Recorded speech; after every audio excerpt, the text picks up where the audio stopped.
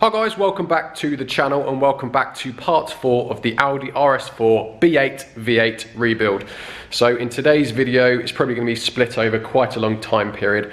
Obviously for you it's only going to be 20 minutes or whatever, but we are back on the engine today and we will be finishing bolting down the head, torquing it up properly, and then obviously building up the camshafts, the camshaft housing, getting the camshaft adjusters on, putting the chains on both sides, getting the rocker covers on and fitting the high pressure fuel pumps and possibly the oil filter housing and possibly some other little bits depending on how long basically that takes. So as always guys, thank you very much for watching. If you do enjoy these videos and you haven't already, please do subscribe and also follow me on Instagram, which is saving_salvage. I'm trying to be very careful where I film in the background because I've got a new car I bought, bit of a spontaneous thing. It's sat on the ramp in front of me and I've had a quick look and I'm kind of wishing I didn't buy it. Purely because, I don't know when actually I'm going to be able to show you it because I've got the Porsche here as well that I've got to do. So I'm regretting buying it a little bit, and looking at the damage, I'm also regretting buying it as well. But anyway, enough of that. Let's crack on with today's video, RS4.4. Let's go.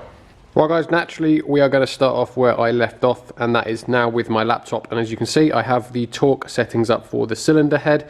And you can see that you have a diagram of what ones you have to do first. So we have to start in the middle, and it just basically zigzags across until you end up on the outside. So that is the sequence we have to do our head bolts up in, and this, oh, get my finger out of the way, and that is our torque settings. So the first one is what I've already done, screw in by hand. So the first stage you've got to do them all 30, then 60, and then 90 degrees and 90 degrees. So that is what we're going to do now. So I'm just going to set up to 30, they're already in by hand. 30 is here.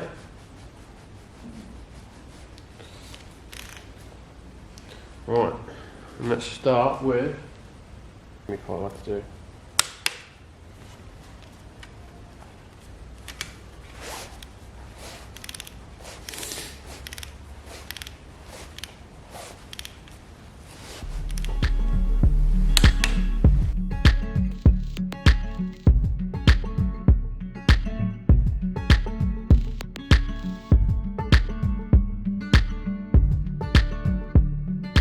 Right, I'm now going to go do all that again, 60 and 2 lots of 90, and I'll catch you back in a second. Right, I have just struggled a lot doing it on the bench. I have now torqued up the head, this cylinder head. This is all now fully done, and I've also just cleaned out the grooves for the camshaft. So that is now ready to go back in. Camshaft's nice and clean as well. So now I'm just going to get some of my engine paste and just put some oil all in these retaining slots.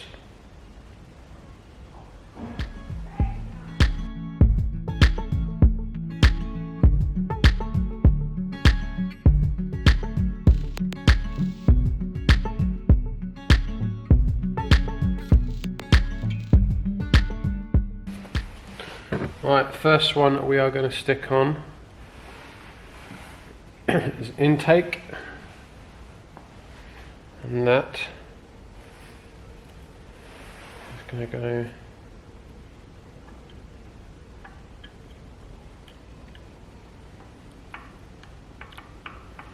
is a position it has to sit in. I think it's about there. So that's how it sits. Basically the camshaft has to go in like that because it is the only position where it is not pressuring any of the valves. And obviously it won't be able to push down on a valve at the minute because there's no nowhere to stop the valve, the camshaft from just popping up. So we need to sit the camshaft in the recess without any pressure on any valves, and that is the position. So once it's in that position, look, it's fully in position. So we can put the camshaft housing on, which then will enable us to rotate and then lock the camshafts into position. So now what we're going to do, get that on as well.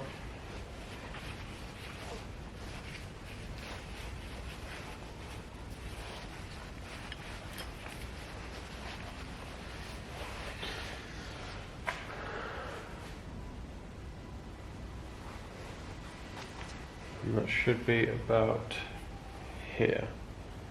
That one.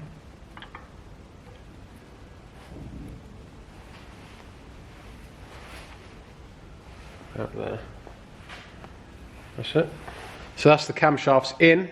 Right, I've now just cleaned up the cam housing. I've cleaned up all the gullies, the recesses, and I've cleaned up all around the outside. We have an O-ring here that's like a one-piece O-ring that goes down the middle, which is round where the spark plugs go in, and then we're now just going to put a beader sealant round the outside.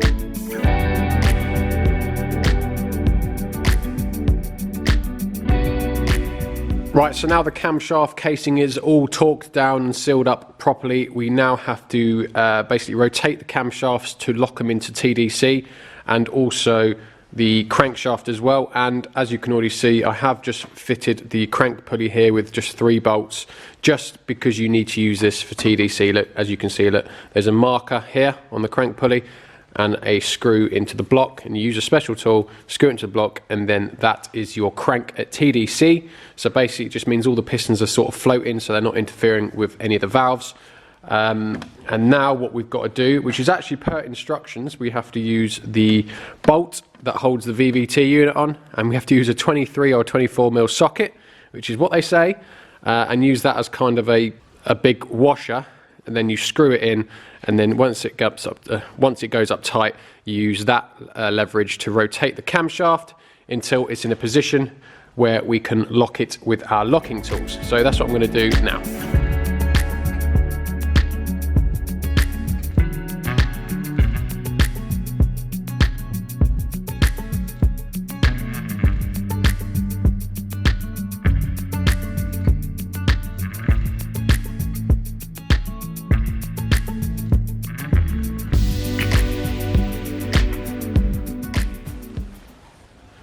So that's now the camshafts in position. I'm now going to fit a camshaft timing chain tensioner. This is all been cleaned out, all ready to go. Just now got to fit it in position.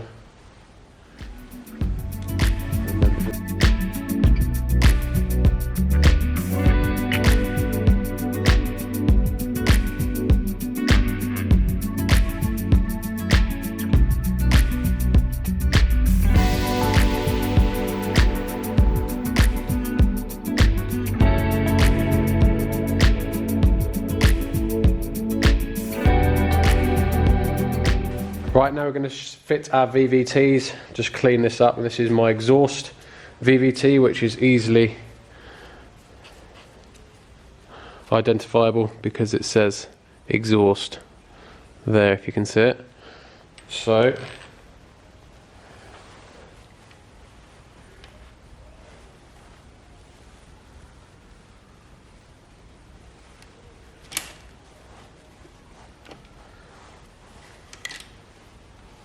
right, you go on there, is it? So close. Right, so I've cocked it up again. Nothing major, but it's just very frustrating and a little bit time consuming. You actually join me now probably a couple of weeks later. So I've had Christmas, New Year's off. I've had to go out driving in between as well, so I haven't had time to work on the RS4 engine because I left it in a bit of a mood because I'll show you what I've done. So you may remember I've already taken this timing chain cover off once and had to reseal it because I forgot to put the chains on. So now I've managed to cock it up again. If you remember, when I was actually fitting the chains, the engine was upside down. So me being stupid, when I've actually fitted the chains, I fitted them the wrong way around. And I didn't realise actually one chain is longer than the other. So obviously, because it was upside down, I fitted the left-hand chain on the right-hand side. So basically, when I was coming to just fit the sprockets, the chain was too small on this side and way too big on that side. And obviously, you know, I've got to take the timing chain cover back off, which means I've got to take the oil pump back off. And very frustrating, especially as I've already done it once before. So I copped the strop and I left for Christmas and New Year's. So I've come back now a little bit calmer. So basically, I've got to take this cover off again. And I oil pump off again, but this time I'm not going to put the cover back on until I've built everything else up, because I can't be asked to take it off again. It's enough of a pain in the arse as it is. So what I'll do is I'll take this cover off now. I'll then put the chains on the right sides. I'll then build up both heads and valve gear and everything like that, and then once it's all done and I know it's correct, I will then refit this timing chain cover, just because it's a little bit more difficult with the heads in place. Nothing major, not as easy as it was before. However, it's done now, so it is what it is. So that's what we're going to do now.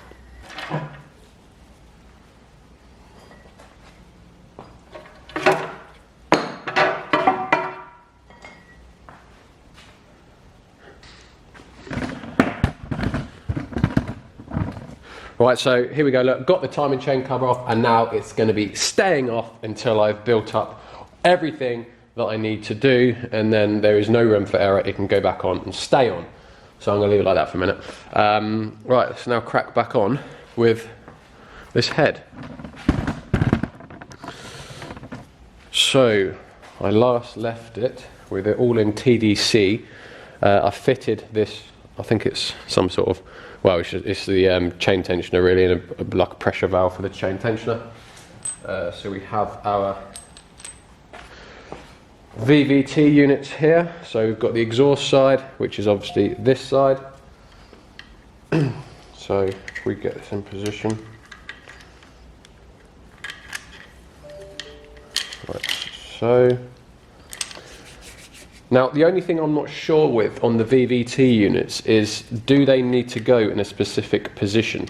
Because looking at ELSA, it just says to mark where you remove them and put them back in that position. Now, unfortunately, I wasn't able to do that. Because obviously the engine was locked in its position, I was only able to mark where they were at that time. Unfortunately, that meant that when I come to put it to TDC, the VVT unit was completely in a different place, and I was unable to mark it corresponding to the camshaft because I just couldn't see the mark. So I put it in where I thought was the best place to put it, like corresponding to the marks. I tried to see where the mark was. I couldn't fully see it, so I had to kind of a little bit guess of where it went. But considering it just says to put it back where you marked it, where it came off, I'm guessing it's not as important as it may sound where it goes. So I have got some marks from the last time. I've tried to create some marks, so I think I'm just going to use those.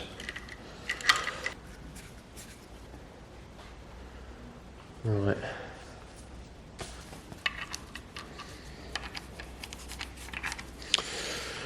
Right, so I've got my marks lined up that I had before. Right, so I've got to undo these a little bit so they're just loose.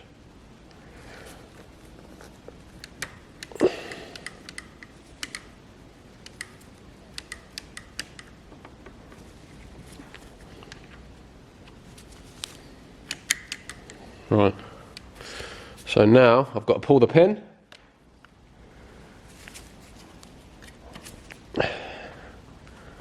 And that's that. So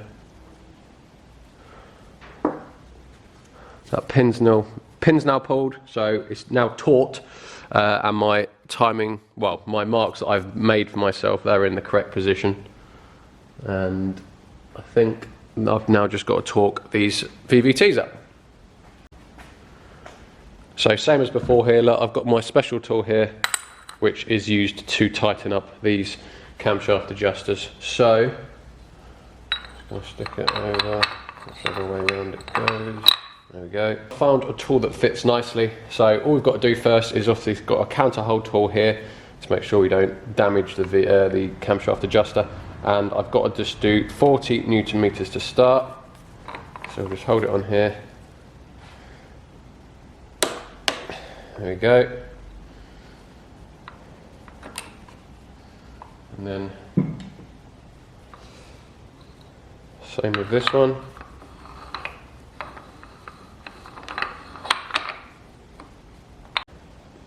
Right, and now they're tight, I've just got to now nip them both up to 60.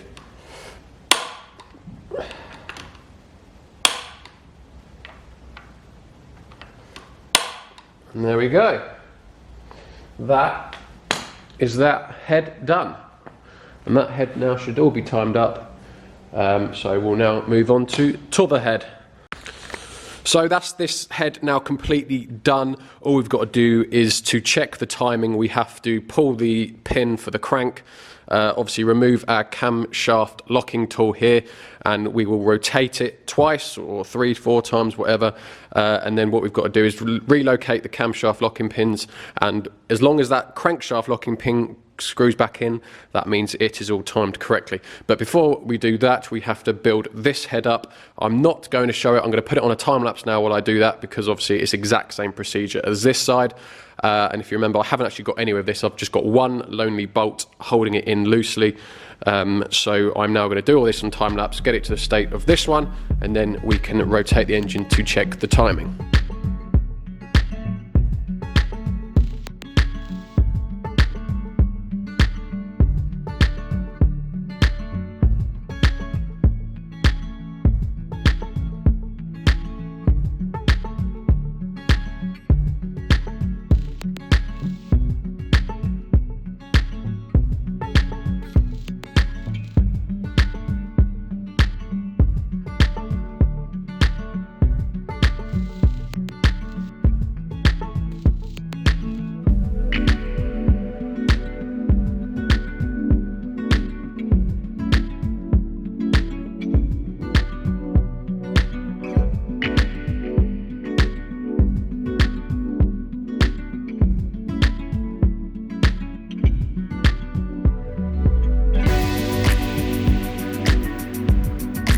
Right guys, that is now the other head completely done as well, up to the same stage as this one. High pressure fuel pumps are both fitted as well. So now what I will do, I've already removed my crank locking pin. I've also removed both of the camshaft locking pins. So now what we need to do is I'll rotate the engine from the front, and you'll hopefully see it rotate fully here. We'll do it 2 turns.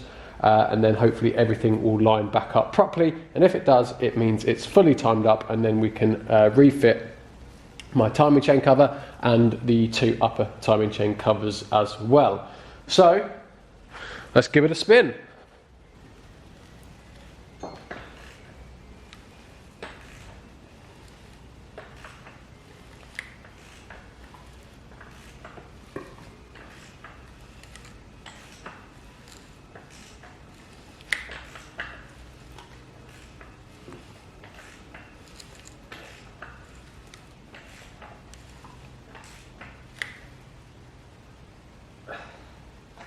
That's 1 revolution.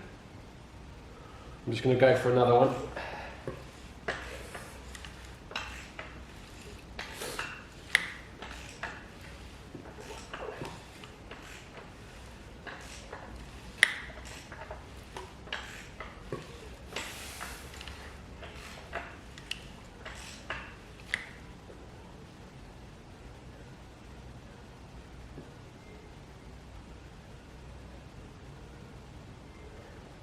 Right, it should be there hopefully. So it's timed correctly. if I can screw these both in fully by hand. That is when we know it's timed. And it's looking good.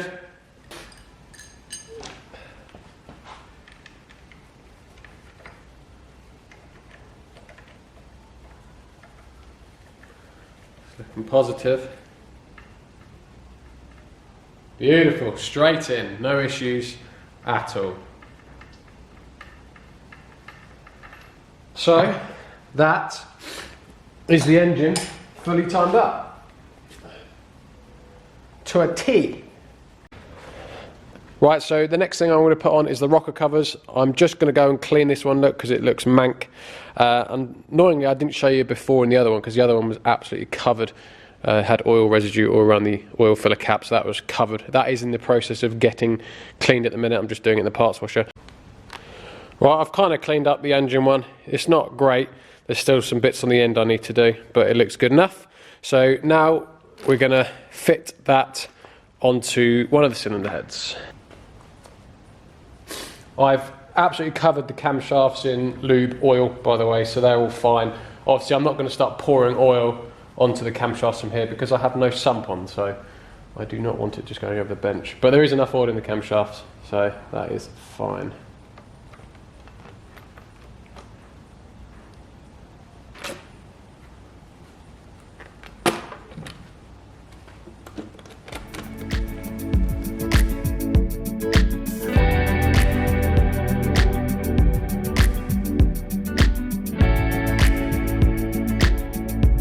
Well, that's one side cover on. I'm now just going to finish off cleaning the other one, get the other side on, and that will be the engine pretty much sealed up, obviously all bar these two covers and the timing chain cover, but it is looking good.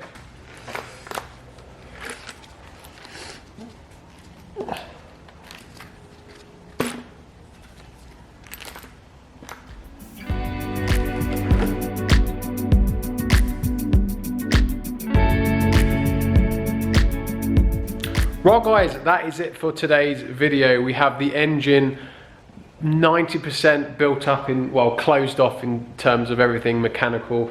Any moving parts are all back together and everything sealed, apart from obviously our timing chain cover there and both our head timing chain covers. I'm going to put them on off camera because I've obviously already filmed me fitting this timing chain cover 2 or 3 times. I might leave these two actually till next time. I'll just put a cover over them for the time being. But that, guys, is the engine looking sweet. Look, she is nearly there, which means in the next episode we will be starting to put on ancillaries, exhaust, manifolds, and then get the engine mated back up to the gearbox, get it on that subframe and get it back in the RS4. So as always guys, thank you very much for watching. If you do enjoy these videos, please do subscribe, and the RS4 engine is very nearly back together. So as always guys, I'll see you in the next one.